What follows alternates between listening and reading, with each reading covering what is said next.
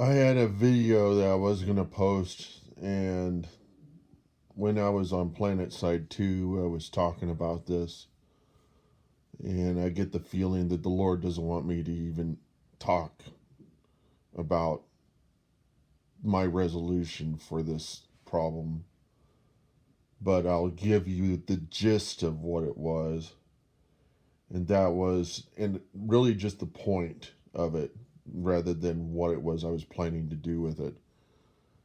That is that when people consider racism, they hide behind the fact that they're never going to use the racial slurs. Still, some do.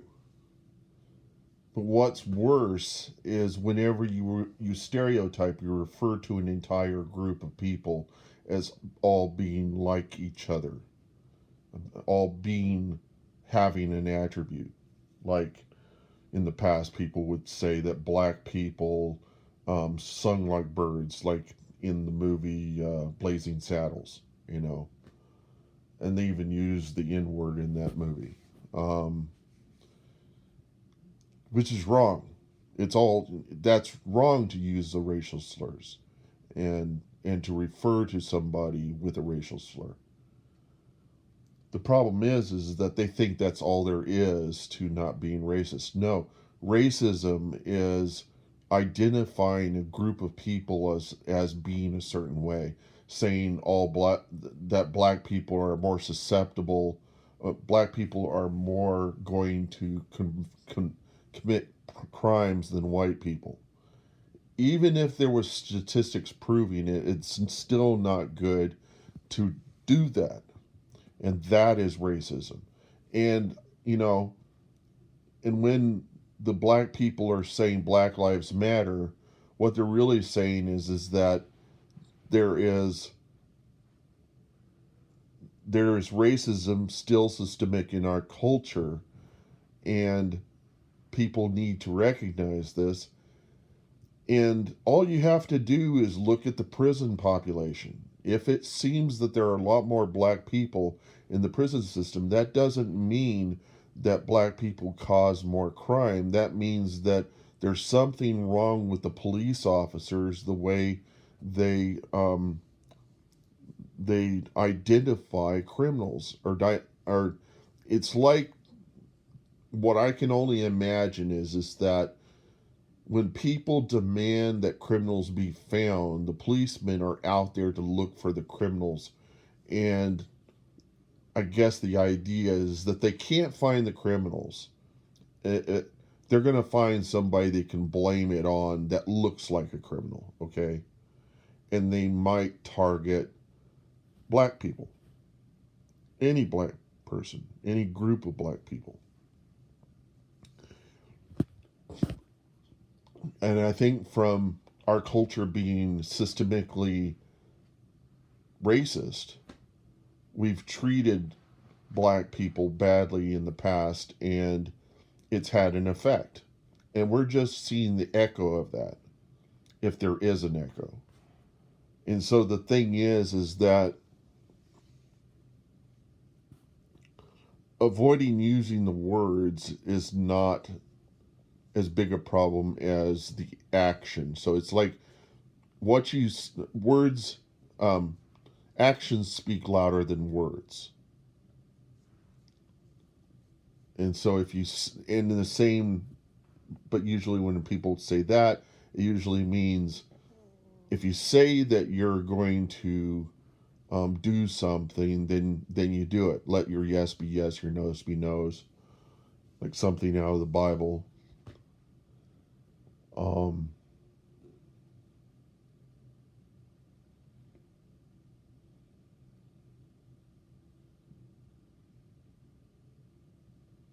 what I was thinking about, um, I'm just such a radical person. I keep thinking that I can fix problems. And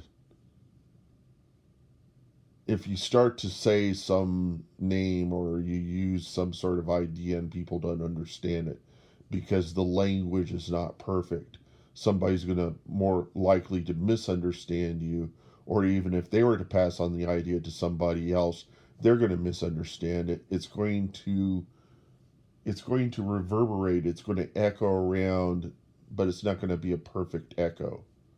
It's going to be like a rumor. It's going to be like gossip.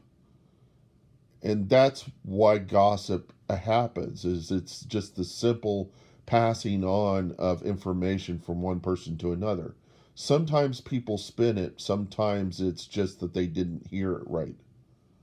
Like I was talking to my mom about um, when David of the Bible had that extramarital affair. He lusted after another man's wife.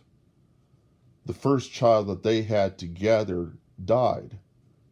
And my mom said, "Oh no, he just got sick and then he died." And I thought that God took the life of that firstborn child of them, maybe to save that child from growing up a bastard son, you see. And so, but she saw it this other way, and she says, "No, God didn't take the life." There's plenty of examples where God has taken. I mean, there's examples of like God telling one to take the life of their child, and then later saying no. And he just wanted to see if he would do it, if he would go the distance. And the thing is that God doesn't.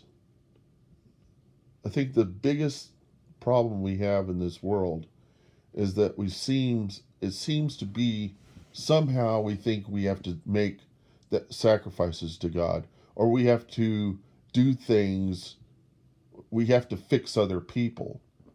It's all um, without consent. Us entering Iraq was without consent. Did those people consent to us invading Iraq? Was it from our position that we thought we were going to free them up, that we were going to improve them? I think that was justification. It was the justification that we hid behind, but the actual action was not something they really wanted. And when it did happen, what did it do to the families that were there? Didn't it disperse them? It really changed that country. It was our assumption that since Saddam was such an evil dictator that it was torturing all his people, when really 3% of the people in his country were Christians. The reason why they didn't deal with them, reason why he didn't torture them like would happen in a Muslim theocracy country like Iran. The reason why he didn't torture them was because he was a secular dictator. And the other thing is that they were not political. And in our country, the Christians are highly political. And they don't understand the idea behind Black Lives Matter. They don't understand that our law enforcement unnecessarily, I mean, unjustly target black men as criminals. It happens, it's in the same way that it's unjustly the case that one in every 5 women are raped. We still have racism and misogyny in our country. And we hide behind the flag. And the flag is an idol before God. Our nationalism is an idol before God. There's all sorts of things that is an idol before God. People don't understand what they do. I mean, if we were uneducated, we would be like one of those peoples, one of those who had a volcano would throw sacrifices into the volcano, would take the lives of babies or people, like the Mayans or which were a people of yore. They don't exist anymore. They don't do things like that anymore. But they didn't know any better. And to them, this is a way of appeasing the gods, was to, sacrifice people. And the whole Christian religion and the Jewish, Judaistic religion, all that stuff came about to fix the problem that we usually deal with, is superstition and sacrifices and rituals. I mean, there are people that even do this Wiccan stuff, and that's all kind of a conjured religion. It's a cult. That's what cults are. They're conjured up religions, and it's people performing rituals and usually it's a sacrificial thing. It's sacrificing something, or it's performing some ritual that's supposed to have some outcome. Whereas the Christian religion, they're not even supposed to pray in public. You just pray in private, in the closet, in your mind.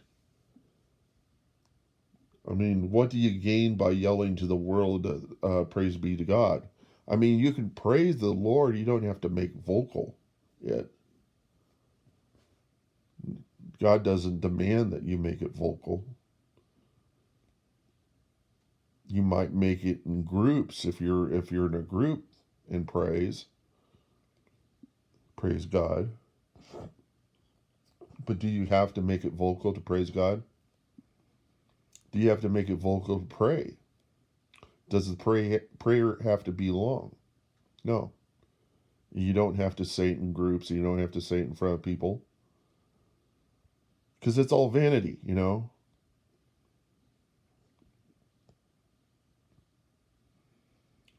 So the thing is just hiding behind stuff. Hiding behind a face. Showing a face that you're like this, and whenever in secret you're like somebody else. And I'm trying. I'm not perfect.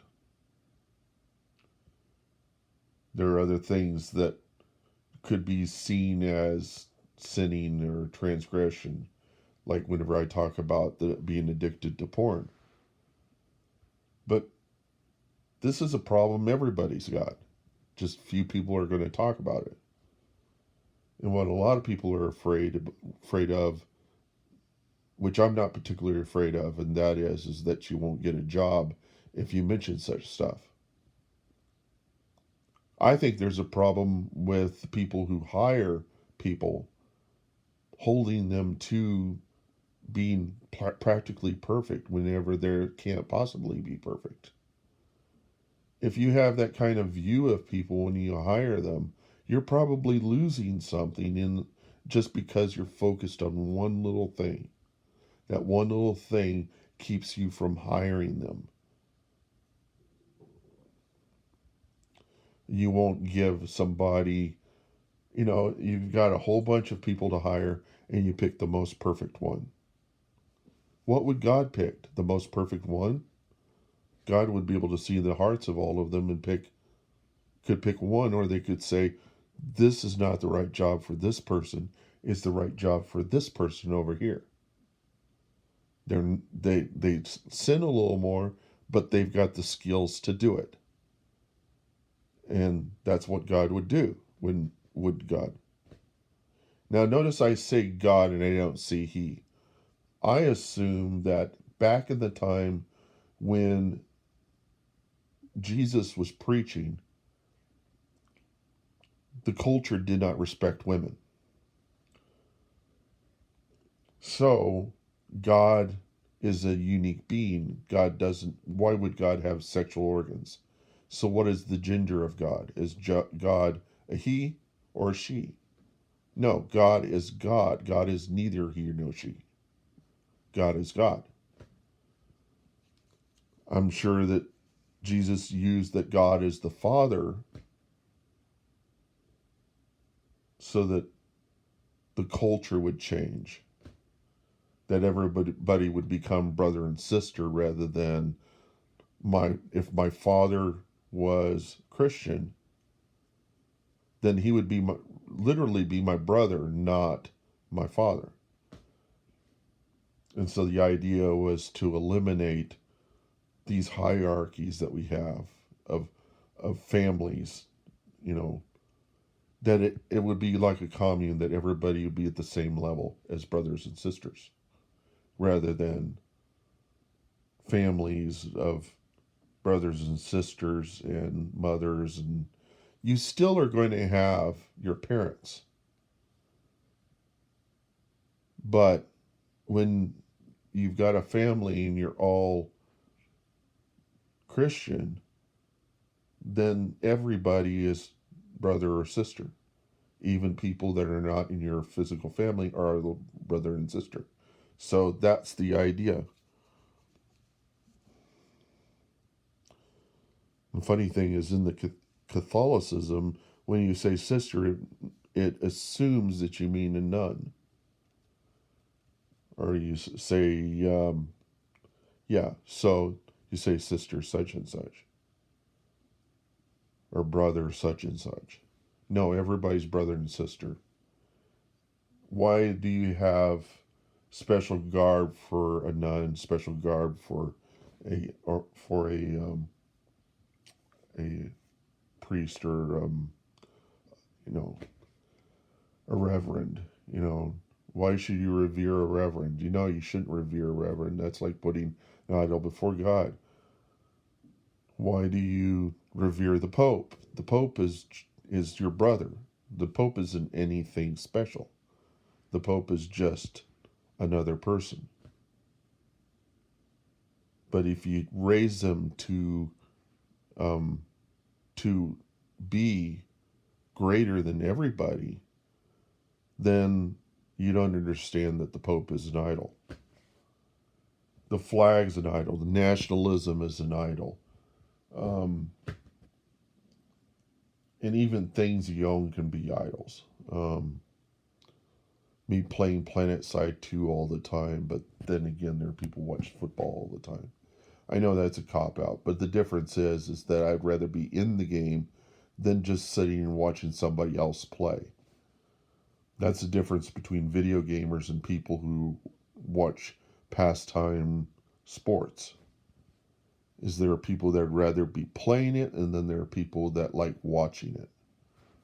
It's a different perspective on a pastime. Should we be watching games or playing games? Probably not.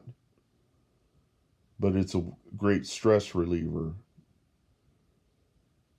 In the area of the country where I live, also considering a lot of the communities around where I am are kind of well to do, there's really not much in the way. I actually tried. There's not much in the way of finding volunteer work. You know, it would probably be working at a thrift store, which I really don't consider to be volunteer charity type stuff. So it's so much easier for me just to send money to a charity or to give money to those, you know, to what people's works are worth. And I don't even give a tithe. I mean, a tithe for me would be $300 a month. And so I'm working towards it. I don't attend church. And it isn't that I don't want to go to church, it's that my mom, the churches they go to, she doesn't want me falling asleep in church, which is what I usually do in church. It's because, I don't know, I guess the discussions tend to be kind of boring, or for some reason it tires me out. I also don't like her church because they play instruments. I would rather go to a church where people sing. And I also, with scripture, I have a tendency to take things rather seriously, to the point to where I'll freak out, and just like anybody else who, whenever they are confronted with anything from the Christian religion, if they've given it up, it it hurts, to hear certain things because they remember how maybe they were treated by somebody who just didn't understand or was not not very careful about how they interacted with them. And it's very difficult. I mean, we're all fallible. It's very difficult to try to satisfy everybody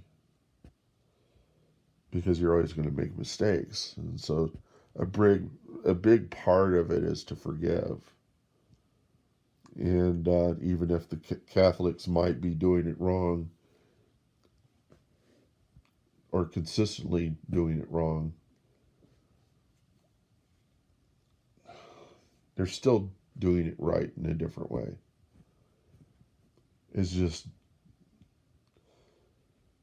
I guess, if you can't be a Christian because of things that, I mean, you've stereotyped Christians, and it's probably the case that you're looking at Catholics. You're not looking at Protestants. You're looking at Catholics whenever you're stereotyping Christians. So whenever you're talking about somebody abusing children or something, that can happen in any church. But the problem that they often hear is it happens in the Catholic Church. And these organizations, they take those people up, and rather than firing them, they just relocate them in the organization. They move them away from the children, which would probably solve the problem. But the world wants blood. They want people to die or be imprisoned, thinking that's going to fix the problem. That may fix the problem for that guy, but he doesn't. He's probably never going to change unless he gets rehabilitated or until he learns his lesson. Some people never learn their lesson but the thing is that this world is screwed up, and there's no way you're going to be able to fix it. It's even the Bible. It says that this is all going to be destroyed in the end. But don't assume that it's already being destroyed. It's not. Sometimes things happen for a reason. COVID, the virus that represents COVID probably existed for a long time. It's possible it's been around for 2,000 years, 3,000 years, 5,000 years. It's just that only now people are treating animals bad enough that the virus got transmitted from an animal to a human. That's how these things appear. And even the virologists will say such things. It says in the Bible, don't eat bats. And still people would eat bats. And then they'd get the virus that's been in the bat population possibly for thousands of years.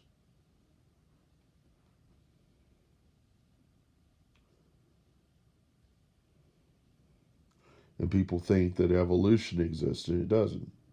There's no evolution.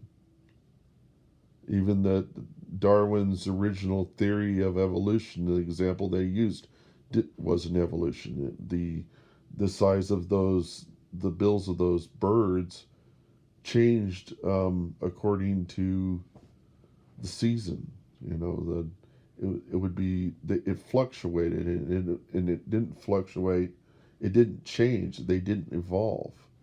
He was looking for one example of something that looked like it evolved, and he didn't find it. And although people believe in evolutionism, all of the evolutionism that exists is a clumping together of a bunch of stuff that looks like they evolve. You can have something evolve in an AI program.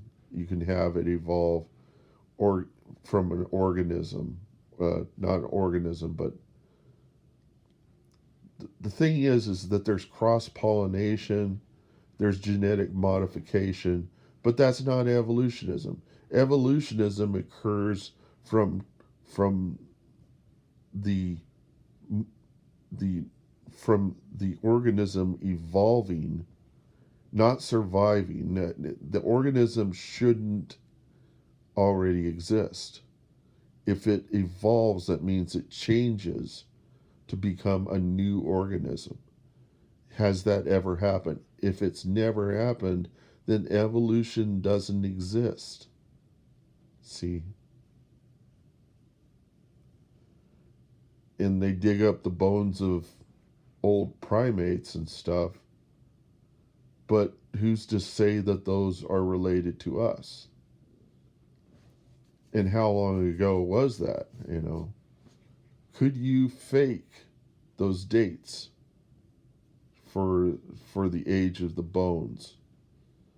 You would have to consider the half life of calcium. But how do we know that their bones were made of calcium? And there's all sorts of things that you could postulate.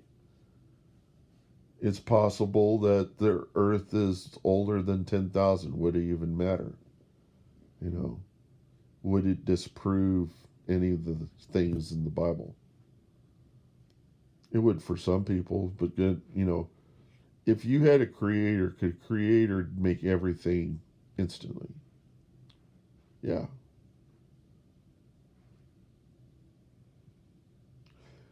I think the thing is that whether you believe it or not, there are going to be people that'll believe it, and there are going to be people who don't believe it. And why throw the baby out with the bathwater? I mean,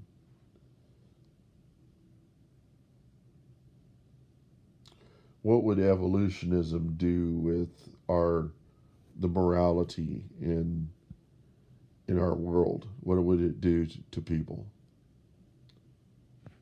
My idea is they'll probably get rid of the Saturday and Sunday because that stands in the way of productivity.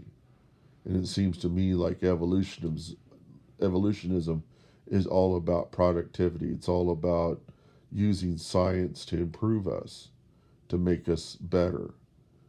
And who really wants to be better than what they are? Who's willing to modify themselves to do more, and why? I mean, you're just voyaging off into something that might not be all that great. I mean, if that's what you want to do, you then go ahead and do it. But I'm just saying, don't make the assumption that it's going to be better. And it's the same way with artificial intelligence. Don't assume that creating a thinking artificial intelligent being is going to benefit you, especially considering that the being might become really smart in a short amount of time.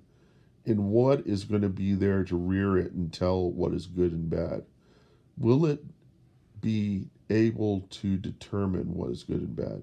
Will it, even if it does understand what is good and bad, will it see us as good or bad? It might see us as being imperfect and continually imperfect. It might assimilate us like the Borg do in the cyborgs do in Star Trek. It's questionable what its ethics will be. And so when you go running into something like that without concern, you're going to get something. You're going to get more than what you expect. You're going to probably get something that's completely against what you are. And there's even ethical questions about the stuff that they've been able to do so far with neural nets. Just keep in mind that what these scientists are doing in AI are really just replicating the way the neurons work in our own brains. And they really don't understand how the information is being stored inside of these virtual neurons. They know what's being stored in them. They don't know if it's going to respond effectively.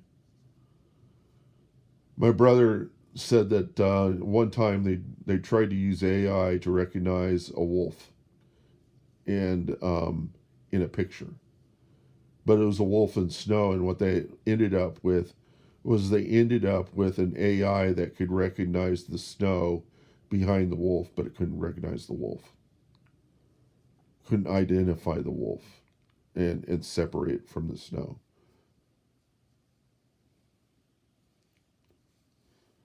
So that's the kind of problem you have, especially with a car trying to drive itself, is how is it going to be able to determine what is the proper lane to be in, when is the how close to the edge of the road you're supposed to be.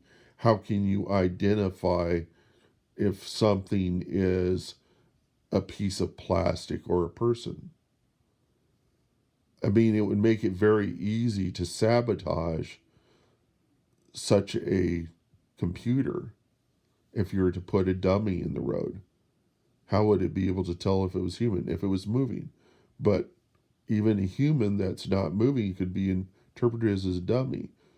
When will the car stop?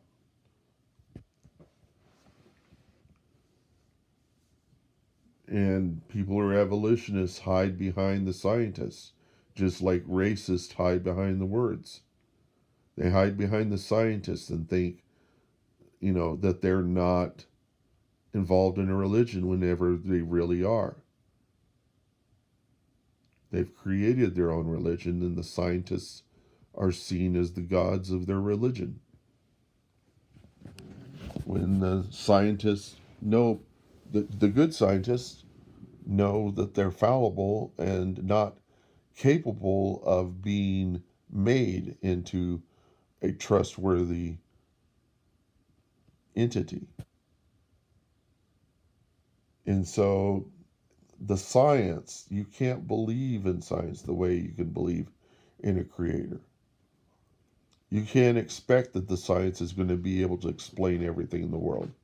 You're assuming that it can explain everything in the world.